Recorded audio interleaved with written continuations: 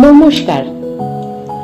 আজকের উপন্যাস রবি ঠাকুরের গোড়া।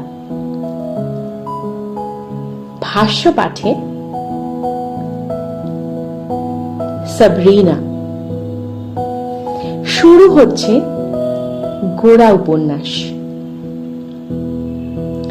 শ্রাবণ মাসের সকাল বেলায় মেঘ কাটিয়া গিয়া নির্মল রৌদ্রে কলিকাতার আকাশ ভরিয়া গিয়াছে। রাস্তায় গাড়ি ঘোড়ার বিরাম নেই। ফেরিওয়ালা অবিশ্রাম হাঁকিয়া চলিয়াছে।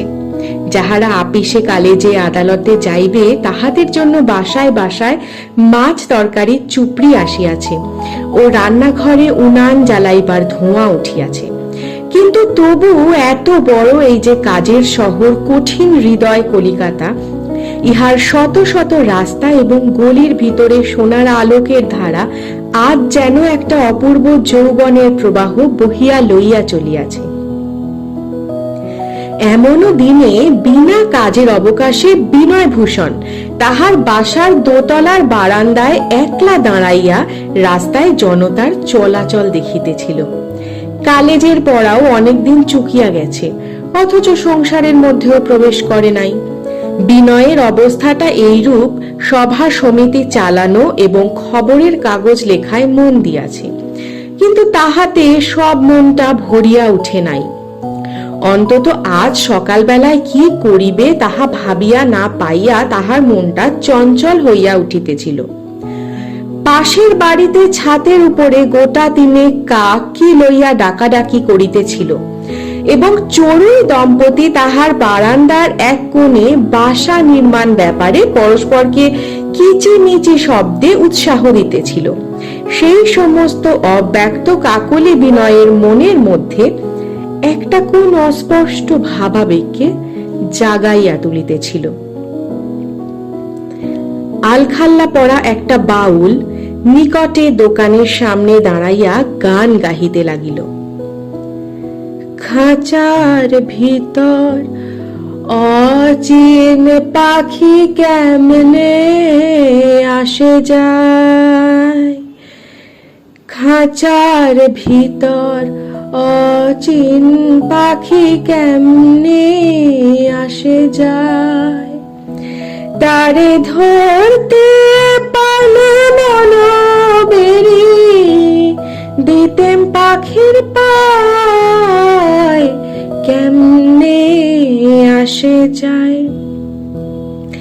বিনয়ের ইচ্ছা করিতে লাগিল বাউলকে ডাকিয়া এই অচিন পাখির গানটা লিখিয়া লয়, কিন্তু ভোর রাত্রে যেমন শীত শীত করে অথচ গায়ের কাপড়টা টানিয়া লইতে উদ্যম থাকে না, তেমনি একটা আলস্যের ভাবে বিনয়কে আঁকড়াইয়া ধরিল।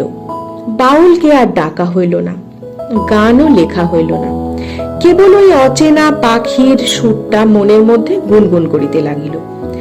এমন সময় ঠিক তাহার বাসার সামনেই একটা ঠিকা গাড়ির উপরে একটা মস্ত জুড়ি গাড়ি আসিয়া পড়িল এবং ঠিকা গাড়ির একটা চাকা ভাঙিয়া দিয়া দৃকপাত না করিয়া বেগে চলিয়া গেল।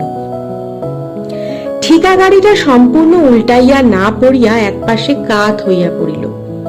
বিনয় তাড়াতাড়ি রাস্তায় নামিয়া বাহির হইয়া দেখিল গাড়ি হইতে একটি 17-18 বছর বয়সের মেয়ে নামিয়া পড়িয়াছে এবং ভিতর হইতে একজন বৃদ্ধ গোছের ভদ্রলোক নামিবার উপক্রম করিতেছেন। বিনয় তাহাকে ধরাধরি করিয়া নামাইয়া দিল এবং তাহার মুখ বিবর্ণ হইয়া গেছে দেখিয়া জিজ্ঞাসা করিল, আপনার লাগেনি তো? না না, কিছু হয়নি বলিয়া তিনি হাসিবার চেষ্টা করিলেন। সে হাসি তখনই মিলাইয়া গেল এবং তিনি মূর্ছিত হইয়া পড়িবার উপক্রম করিলেন। বিনয় তাহাকে ধরিয়া ফেলিল ও উৎকণ্ঠিত মেয়েটিকে কহিল, এই সামনেই আমার বাড়ি, ভিতরে চলুন। বৃদ্ধকে বিছানায় শোয়ানো হইলে মেয়েটি চারিদিকে তাকাইয়া দেখিল ঘরের কোণে একটি জলের কুঁজা আছে। তখনই সেই কুঁজার জল গেলাসে করিয়া লইয়া বৃদ্ধের মুখে ছিটা দিয়া বাতাস করিতে লাগিল এবং বিনয়কে কহিল, একজন ডাক্তার ডাকলে হয় না? বাড়ির কাছেই ডাক্তার ছিল। বিনয় তাহাকে ডাকিয়া আনিতে বেহারা পাঠাইয়া দিল। ঘরের এক পাশে টেবিলের উপরে একটা আয়না, তেলের শিশি ও চুল আঁচড়াইবার সরঞ্জাম ছিল। বিনয় সেই মেয়েটির পিছনে দাঁড়াইয়া সেই আয়নার দিকে এক দৃষ্টে চাহিয়া স্তব্ধ হইয়া রহিল। বিনয় ছেলেবেলা হইতেই কলিকাতার বাসায় থাকিয়া পড়াশুনো করিয়াছে। সংসারের সঙ্গে তাহার যাহা কিছু পরিচয় সে সমস্তই বইয়ের পাতার ভিতর দিয়া। নিঃসম্পর্কিয়া ভদ্র স্ত্রীলোকের সঙ্গে তাহার কোনো দিন কোনো পরিচয় হয় নাই। আয়নার দিকে চাহিয়া দেখিল, যে মুখের ছায়া পড়িয়াছে সে কি সুন্দর মুখ! মুখের প্রত্যেক রেখা আলাদা করিয়া দেখিবার মতো তাহার চোখের অভিজ্ঞতা ছিল না। কেবল সেই উদ্বিগ্ন স্নেহে আনত তরুণ মুখের কোমলতা মণ্ডিত উজ্জ্বলতা বিনয়ের চোখে সৃষ্টির সদ্য প্রকাশিত একটি নতুন বিস্ময়ের মতো ঠেকিল। একটু পরেই বৃদ্ধ অল্পে অল্পে চক্ষু মেলিয়া মা বলিয়া দীর্ঘ নিঃশ্বাস ফেলিলেন। মেয়েটি তখন দুই চক্ষু ছলছল করিয়া বৃদ্ধের মুখের কাছে মুখ নিচু করিয়া আর্দ্র স্বরে জিজ্ঞাসা করিল, বাবা, তোমার কোথায় লেগেছে?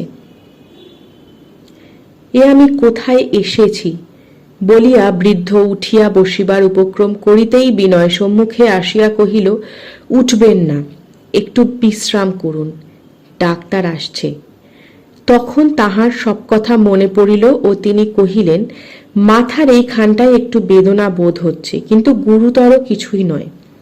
সেই মুহূর্তেই ডাক্তার জুতা মচমচ করিতে করিতে আসিয়া উপস্থিত হইলেন। তিনিও বলিলেন, বিশেষ কিছুই নয়, একটু গরম দুধ দিয়া অল্প ব্রান্ডি খাইবার ব্যবস্থা করিয়া ডাক্তার চলিয়া যাইতেই বৃদ্ধ অত্যন্ত সংকুচিত ও ব্যস্ত হইয়া উঠিলেন। তাহার মেয়ে তাহার মনের ভাব বুঝিয়া কহিল, বাবা, ব্যস্ত হচ্ছ কেন? ডাক্তারের ভিজিট ও ওষুধের দাম বাড়ি থেকে পাঠিয়ে দেব বলিয়া সে বিনয়ের মুখের দিকে চাহিল। সে কি আশ্চর্য চক্ষু! সে চক্ষু বড় কি ছোট, কালো কি কটা, সে তর্ক মনেই আসে না। প্রথম নজরেই মনে হয় এই দৃষ্টির একটা অসন্দিগ্ধ প্রভাব আছে, তাহাতে সংকোচ নাই, দ্বিধা নাই, তাহা একটি স্থির শক্তিতে পূর্ণ। বিনয় বলিতে চেষ্টা করিল, ভিজিট অতি সামান্য, সেজন্য সে আপনারা সে আমি মেয়েটি তাহার মুখের দিকে চাহিয়া থাকাতে কথাটা ঠিকমতো শেষ করিতেই পারিল না। কিন্তু ভিজিটের টাকাটা যে তাহাকে লইতেই হইবে সে সম্বন্ধে কোনো সংশয় রইল না। বৃদ্ধ কহিলেন, দেখুন, আমার জন্য ব্রান্ডির দরকার নাই। কন্যা তাহাকে বাধা দিয়া কহিল, কেন বাবা, ডাক্তারবাবু যে বলে গেলেন। বৃদ্ধ কহিলেন, ডাক্তাররা অমন বলে থাকে, ওটা ওদের একটা কুসংস্কার। আমার যেটুকু দুর্বলতা আছে, একটু গরম দুধ খেলেই যাবে। দুধ খাইয়া বল পাইলে বৃদ্ধ বিনয়কে কহিলেন, এবারে আমরা যাই, আপনাকে বড় কষ্ট দিলাম। মেয়েটি বিনয়ের মুখের দিকে চাহিয়া কহিল, একটা গাড়ি। বৃদ্ধ সংকুচিত হইয়া কহিলেন, আবার ওকে কেন ব্যস্ত করা, আমাদের বাসা তো কাছেই, এইটুকু হেঁটেই যাব। মেয়েটি বলিল, না বাবা, সে হতে পারে না। বৃদ্ধ ইহার উপর কোনো কথা কহিলেন না এবং বিনয় নিজে গিয়া গাড়ি ডাকিয়া আনিল। গাড়িতে উঠিবার পূর্বে বৃদ্ধ তাহাকে জিজ্ঞাসা করিলেন, আপনার নামটি কি? আমার নাম বিনয় ভূষণ চট্টোপাধ্যায়। বৃদ্ধ কহিলেন, আমার নাম পরেশচন্দ্র ভট্টাচার্য। নিকটেই ৭৮ নম্বর বাড়িতে থাকি।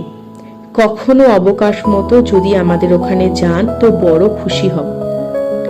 মেয়েটি বিনয়ের মুখের দিকে দুই চোখ তুলিয়া নীরবে এই অনুরোধের সমর্থন করিল।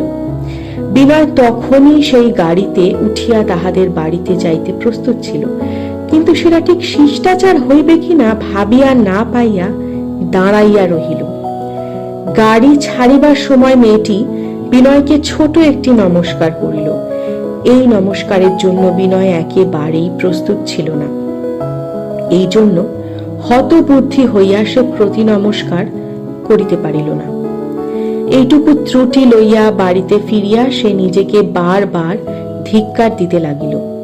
ইহাদের সঙ্গে সাক্ষাৎ হইতে বিদায় হওয়া পর্যন্ত বিনয় নিজের আচরণ সমস্তটা আলোচনা করিয়া দেখিল। মনে হইল আগাগোড়া তাহার সমস্ত ব্যবহারেই অসভ্যতা প্রকাশ পাইয়াছে। কোন কোন সময়ে কি করা উচিত ছিল, কি বলা উচিত ছিল, তাহা লইয়া মনে মনে কেবলই বৃথা আন্দোলন করিতে লাগিল। ঘরে ফিরিয়া আসিয়া দেখিল যে রুমাল দিয়া মেয়েটি তাহার বাপের মুখ মুছাইয়া দিয়াছিল সেই রুমালটি বিছানার উপর পড়িয়া আছে। সেটা তাড়াতাড়ি তুলিয়া লইল। তাহার মনের ভিতরে বাউলের সুরে ওই গানটা বাজিতে লাগিল। খাঁচার ভিতর অচিন পাখি কেমনে আসে যায়,